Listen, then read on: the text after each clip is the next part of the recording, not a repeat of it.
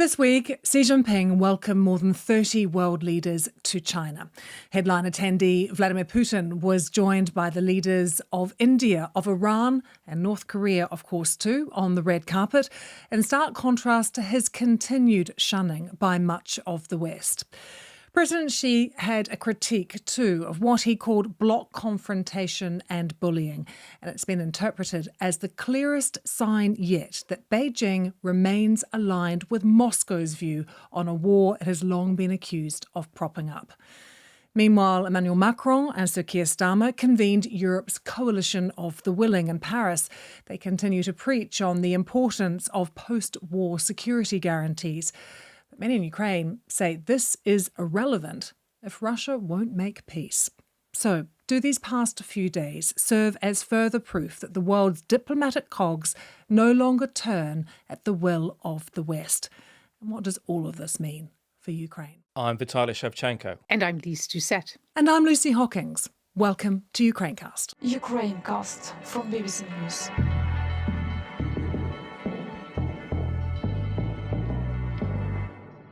So we have to start by talking about what's been happening in China this week, with Xi Jinping welcoming to Beijing not only Vladimir Putin, but also India's Narendra Modi. And who could forget, of course, Kim Jong-un, who was also there from North Korea. Someone who very clearly wasn't there, though, was Donald Trump. And that is the theme of our first question today. It comes via our YouTube comments from an account called Living Memories, who asked this. Why do the West always freak out whenever other world leaders are meeting without them? NATO and the EU meet all the time. Lise, why does the West freak out? Well, every time the Europeans or any other regional grouping meets, they don't have a full-blown military parade, and they don't see it as a show of strength and was clearly a show of power, that proverbial standing shoulder to shoulder. But of course, I suppose you could also say that in the West, if you want to use that phrase, geography is complicated these days, it's a reminder that there is another alliance rising from the East. And part of that alliance is forged on standing up against what they see as a very biased, so-called rules-based order, where the West sets the rules that are good for the West. What do you make of some of the names that people are coming up with? Axis of Upheaval, Coalition of the Wicked, just a few, that they're anti-NATO, this group. Well, I don't think that's how they would describe themselves. But I kept thinking, Lucy and Vitaly, what President Trump must be thinking, because his military parade, of course, didn't have the same kind of stands filled. It didn't have the kind of military hardware. It didn't have all the oomph, as he must be thinking, I better have a better military parade next year. And what was made of it in Russia, Vitaly? Well, they're overjoyed. They're delighted that Vladimir Putin is out of isolation, is back in the world arena. And the fact is that the vision that the views of this bloc, the Shanghai Cooperation Organization, and views of NATO and the EU, they couldn't be more different. There's a chasm between them. So whatever ideas one bloc is discussing, they will be very different from what the other bloc would like to see implemented. So let me assure Lucy that people in Moscow or North Korea, they're not huge fans of all those ideas discussed by NATO and the EU. I'm not sure if they're freaking out, but they're no fans at all. So many questions still coming into us about sanctions in particular, because you might remember that President Trump's latest 2-week deadline for greater Russian concessions involved the threat of what Trump at the time said were massive sanctions, massive being in caps on Truth Social. But now, as we record, that deadline is going to expire tomorrow, Friday the 5th of September. And this next question we've had from Stephen really captures what many of you are asking. Hello, Ukrainecast. Firstly, why does President Trump not carry out, as promised, secondary tariffs on countries supplying Russia? The second, why doesn't European countries raise tariffs on countries supplying Russia? These are the only way Putin will negotiate is by economic sanctions on the Russian people. Thank you very much. Stephen, not the only one asking about sanctions as well. So let's just bring in this question too that we've had from David. Is there any insight as to why the Trump administration refuses to ramp up sanctions and tariffs on Russia, particularly in the light of the additional tariffs on India? This seems to be pushing India closer to China and Russia, which is counterintuitive, I would have thought. So firstly on Stephen's question, Vitaly, why does Trump not follow through, do we think, and why don't European countries raise tariffs? I think it's clear at this stage that there's something that's stopping Donald Trump from doing actual harm to Vladimir Putin's Russia. And I've been thinking long and hard about what it could be. And I can think of two possible reasons. One is that Donald Trump may genuinely like Vladimir Putin and what he stands for. He may have a lot of sympathy for what he perceives as Vladimir Putin's cause. Secondly, he may be afraid of what Vladimir Putin may do should America do something meaningful to harm Russia's interest. What Vladimir Putin may do to the global economy, America's business interests, national interests worldwide. Donald Trump personally, we don't know that. But I think it's clear that so far the overriding principle of Donald Trump's policy when it comes to Russia and Ukraine has been largely do no harm to Russia. But they do have the option, Lise, this is the point of secondary sanctions, to sanction other countries. What we're seeing now is clearly India and China, their relationship changing as a result of this. Yes, and President Trump bristled at a question from a reporter at his latest scrum, where a journalist asked him, why haven't you taken any action? The reporter mentioned the secondary sanctions against India. And President Trump shot back and you said, you call that no action? You haven't seen phase 2 and phase 3 yet, suggesting that he's got more in store. And we began by discussing this summit in China.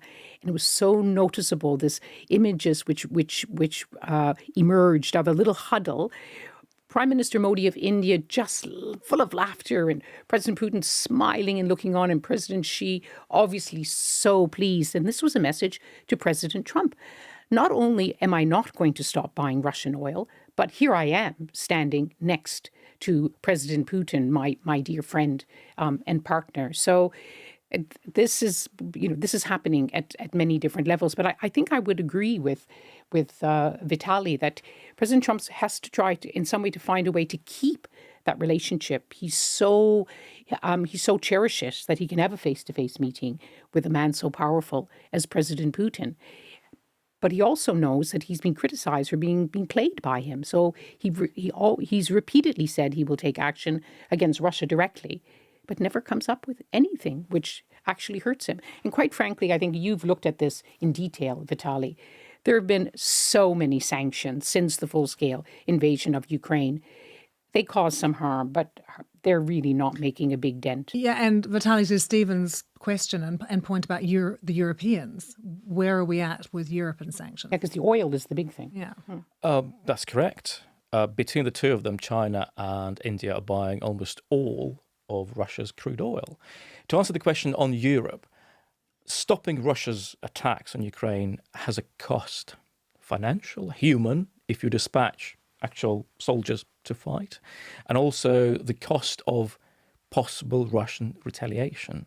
So if the European Union imposes more stringent sanctions against Russia, that will cause prices to go up somewhere. That will cause some disruption to trade somewhere.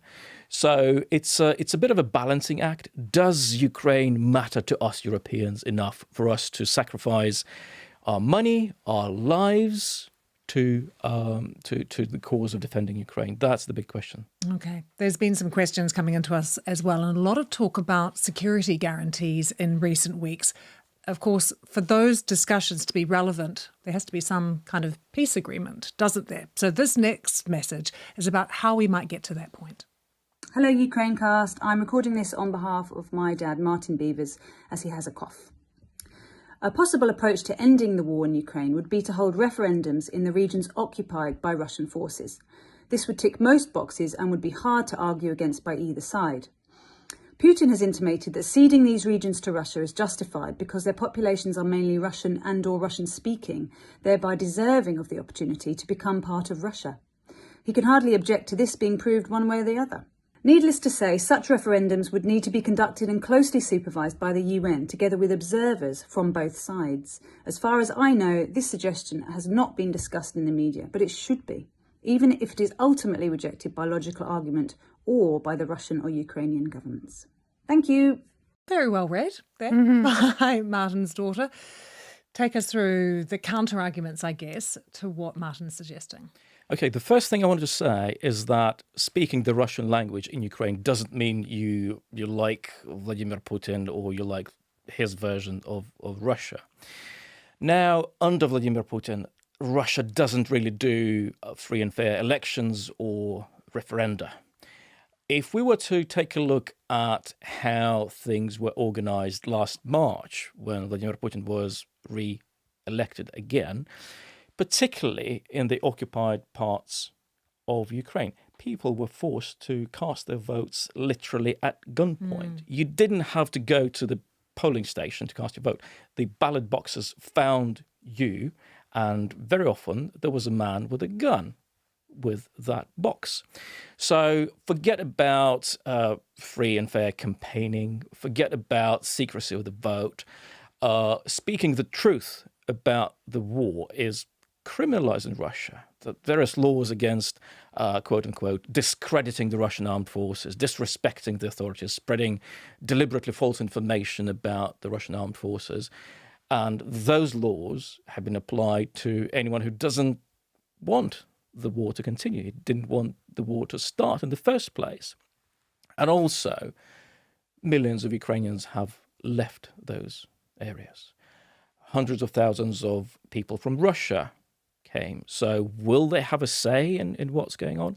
How do you ensure that any kind of polling process is free and fair? Observers, what kind of power will they have? So there couldn't be some kind of deal where you could see UN monitors or any kind of people coming in with oversight that had independence? The UN is where Russia has veto powers at the UN Security Council, right? So Russia will definitely make sure that whoever, theoretically speaking, is deployed to monitor this referendum in Ukraine, they are kind of favorable to Russia. They've said repeatedly, we do not want any foreign troops in Ukraine. So for anyone to have the power to control the election, they will have to have some kind of force, the possibility of use force. That is something that Russia objects to very strongly. Well, with thanks to Martin and Martin's daughter for that question. Solutions very much on people's minds. Ukraine's future very much on people's minds. Matt from Sydney has been in touch to ask the following question. Putting to the side the question of NATO membership for Ukraine, one potential or long-term solution to this conflict following a peace resolution is to at least integrate the country into EU structures. Russia no doubt objects, but would this be relevant? Surely a stable and prosperous Ukraine integrated into Western institutions would be a tremendous advance and even an advertisement to those supporters of liberalism that might still exist in Russia. Lise. Yes, well, President Putin was asked about this week, and he said he's never objected to Ukraine joining the European Union. And in fact, Vital, you'll remember, it was more than a year ago where Western countries, seeing that joining NATO was such a red line for President Putin, they said, join the EU, take it as a win, like go for that as your objective. And so Ukraine in December in 2023 began what's called the accession process for the EU. I think there are now 9 countries that are aiming to join the European Union. Of course, there are many conditions, even though there's a lot of goodwill. Many countries would want Ukraine to join the European Union. But of course, it could mean more money for Ukraine. It could mean more symbolism, but it wouldn't help protect Ukraine. It is all about security, security, security. And I think for Ukraine, For President Zelensky, it would be seen as, am I right, the consolation prize? Yeah. It's important, but It's not important, enough. but you're absolutely Not right. enough. It's not going to defend Ukraine. And some of the conditions are pretty big that the EU Yes. puts in place. I mean, Corruption. tackling corruption Corruption, would be yes. a Oh, big yeah. one. It's a big task for Ukraine to resolve. Yeah. Setting aside for the moment the question of whether we believe Putin when he says he doesn't Yes. mind Ukraine joining the EU, you're absolutely I right. haven't Liz. heard him say that before. Is that the first time he said that? Not really.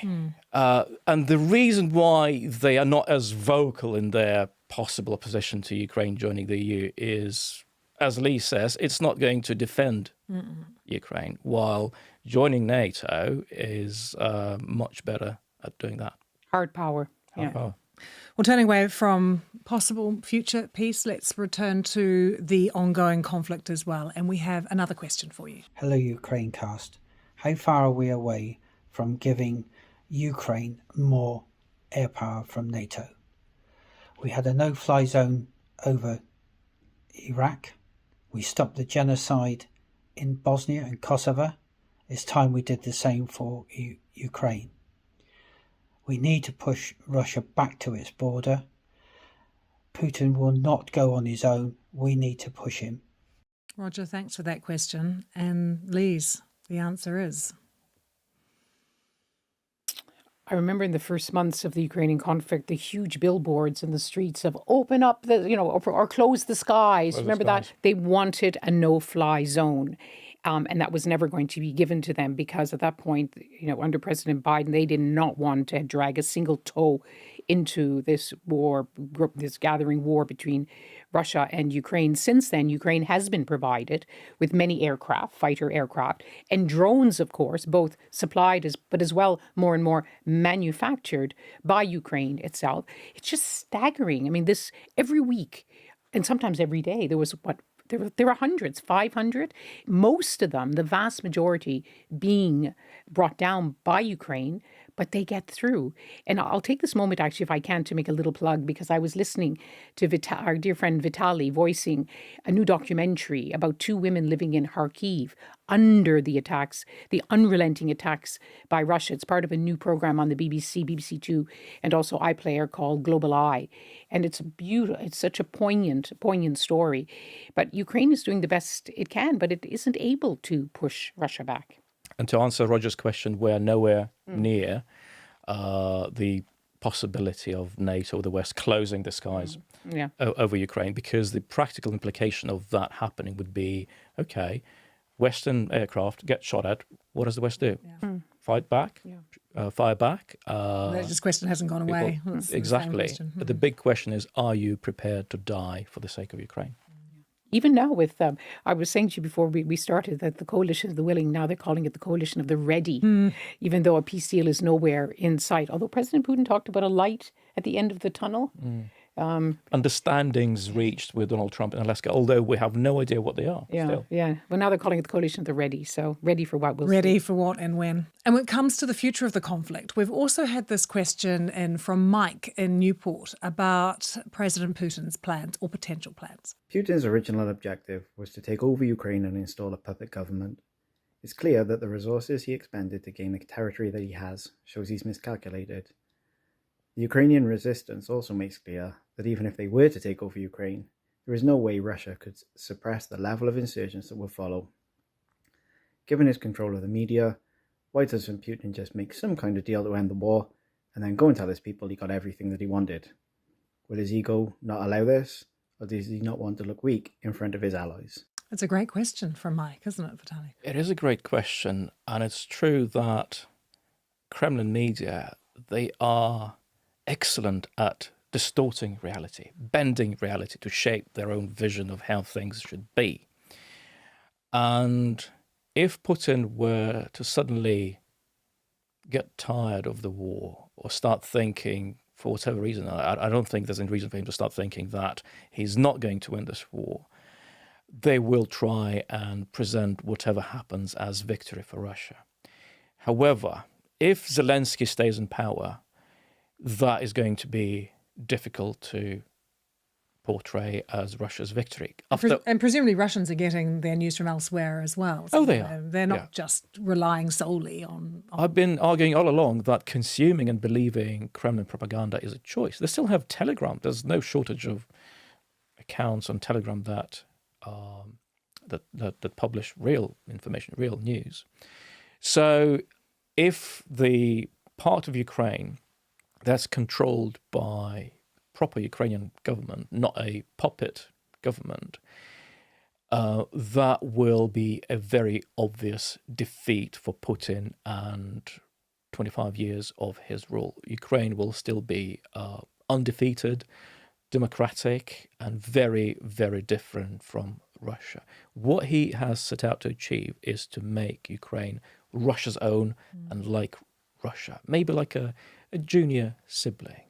So if that doesn't happen, in the best case scenario for Vladimir Putin, which is control some Ukraine territory and control the other part of Ukraine by controlling its politics, social life, and so on and so forth, that is not what he wants. I don't think Vladimir Putin will be able to convince himself even, that's it, that's enough for me. No, he wants all of Ukraine, either territorially speaking, or in terms of controlling it by a puppet regime. And even for Kremlin propaganda, that would be a bit of a tall order. It's interesting, if you want to bring it right back to where we started, I was stunned, or maybe I shouldn't say stunned. It was...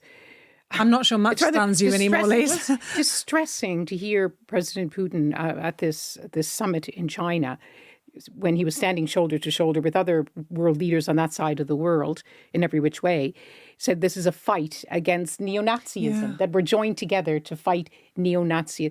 And that has been his line since the beginning. And so, yes, if he got rid of Zelensky some way, that if he had someone who was more pliant in Kyiv, maybe he could achieve some of his goals. But he keeps repeating that to mantra. say it so brazenly in front of these other world leaders who just sort of nodded. Just keeps along. repeating. They keep repeating it over and over again, and such that hoping that it's eventually everyone will believe it. But they don't, of course. Well, we started this episode talking about all the meetings and the jovial conversations at times that seem to be had in Beijing. But let's finish by talking about the sort of status quo here in Europe, because we've had a question in from Scott. He's from British Columbia, Lisa's territory in Canada, not your territory, your country. Russia, by all appearances, is at war with NATO. They just blew up a British government building in Kyiv, and all the Brits could do was offer angry tweets. Russia has been conducting sabotage operations in Europe, never mind the cyber attacks. What's it going to take for the EU, for Canada as well, to engage more directly? Are they biding their time to big up their forces? So you've mentioned they're calling themselves the coalition of the ready. But what's their plan at the moment, Lise? Well, as Vitaly has already mentioned in this program, Europe, Canada, they don't want to get directly involved. They don't want boots on the ground. They don't want the war to get even worse. Always, President Trump even warned President Zelensky in that showdown in the White House, you're risking World War III. All these countries are imposing sanctions. But yes, it was a reminder when there was that powerful salvo of missiles into central Kyiv last month. It didn't hit, and it didn't seem to be directly targeting the EU headquarters in Kyiv and the nearby British Council. The missiles landed, I think, about 50 meters away, but caused some damage to the buildings. There was an angry rebuke by Ursula von der Leyen of the Commission, but of course, more than 20 people were killed, including, I think, several children. That was of greater consequence. And a residential block was hit. But it's a reminder of that it's so easy to tumble into an accidental war, an accidental escalation with so many missiles. You could hit something directly that you don't want to hit. Thanks, Vitaly. Good to see you, Lise. Thank you. And thanks so much to you for watching. We'll be back next week with another Q&A episode. Goodbye. Ukraine Cast from BBC News.